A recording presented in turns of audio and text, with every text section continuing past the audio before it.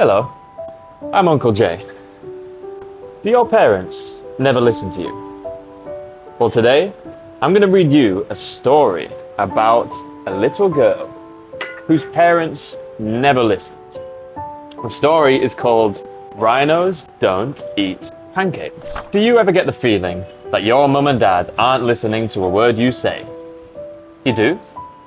Then you are just like Daisy. Her mum and dad never listen. Daisy could tell them that their hair was on fire or that the dog had eaten the postman, but they would just nod and say, "That's nice, dear," or "Tell your gran," or "Can't you see, I'm on the phone?" So when, one day, Daisy had something really important to say, guess what? Nobody listened. So this is what happened. Daisy was eating her breakfast when a big purple rhino strolled into the kitchen. That's right, a big purple rhino. It was as big as a bus and as purple as a plum. It was also a bit peckish, so it took a chomp of Daisy's pancake and went upstairs. "Mum, Mum," Daisy called. "There's a big..." "Tell your dad," said Mum. "He'll catch it in a mug and throw it out of the window." "Dad, Dad," said Daisy. There's a huge..." "Shh," said Dad. "The spider can wait." "It's not a spider," Daisy shouted. "It's a big, purple rhinoceros." But, as usual, nobody listened. Meanwhile, the rhino made himself right at home. Daisy saw him in the hall and glimpsed him in the garden. She spied him in the bathroom and surprised him on the loo. But every time she tried to tell her parents, they'd say, "Shh, Daisy, can't you see we're busy?" Daisy's parents were busy all week, so Daisy began to talk to the rhino instead. Soon they became good friends. They played hoopla and made pizza together, and the rhino tickled Daisy until she thought she'd burst. But Daisy's parents didn't notice. Until the pancakes ran out. "Who ate all the pancakes?" yelled Dad, looking straight at Daisy.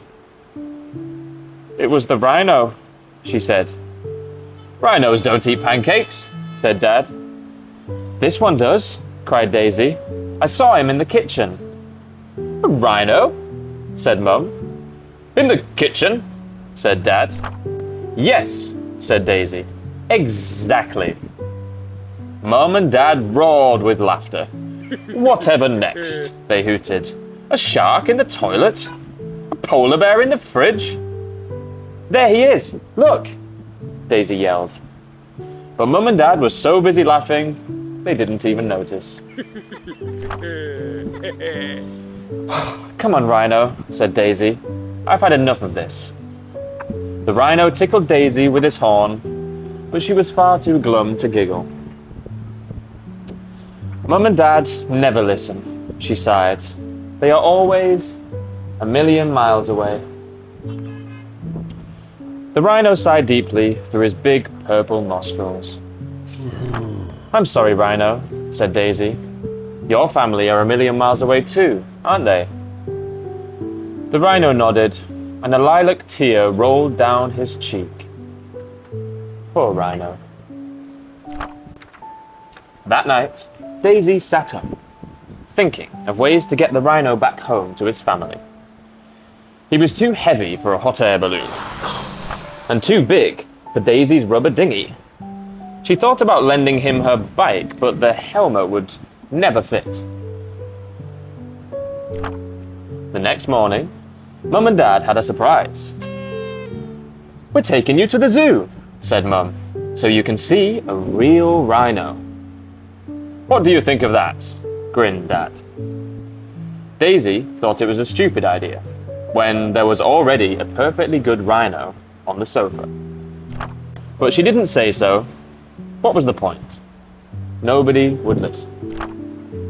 At the zoo, Daisy saw yellow giraffes, bright red parrots, orange and black tigers, and grass-green snakes. But she couldn't help thinking about her poor purple rhino. "Hurry up, Daisy," said Mum. "The rhinos are this way." But what was this? Missing. Big purple rhino. Likes pancakes. If found, please call the zoo. "Grapes," gasped Mum. "Well, that explains the pancakes," gasped Dad. Mum, Dad, and Daisy rushed back home. And guess what they saw when they got there? That's right, the biggest, purplest rhinoceros in town. "What did I tell you?" Daisy said, grinning from ear to ear. "I'm phoning the zoo," said Mum. The rhino looked startled. "No," said Daisy, "not the zoo. He needs to get back to his family. They are 1,000,000 miles away." "Well, we'd better get a move on," said Dad. "The next flight to 1,000,000 miles away leaves this afternoon." The rhino packed his suitcase while Daisy found his hat. Then they all pushed his big purple bottom into the back of the car and drove to the airport. "I'll miss you," said Daisy as the rhino boarded the plane. The rhino gave her a big purple hug. He would miss her too. Back at home, Daisy began to feel lonely again. Who would listen to her now? But little did she realize that everything was about to change. "Tell us about the rhino, Daisy," said Mum. "Yes," said Dad. "Tell us about that big, purple, pancake-eating rhino." So Daisy told them about the hoopla and the pizza and the tickles, and guess what? They listened and listened until she had completely run out of words. It was brilliant. "Is there anything else you'd like to tell us?" asked Mum, as she tucked Daisy into bed that night. Daisy looked out onto the landing. "No, that's all for now," said Daisy, smiling. "Night-night." The pink polar bear would have to wait until tomorrow. The end. So that was the story of Daisy and the big purple rhinoceros. Now, I would like to know, have any of you got a story that you would like to tell?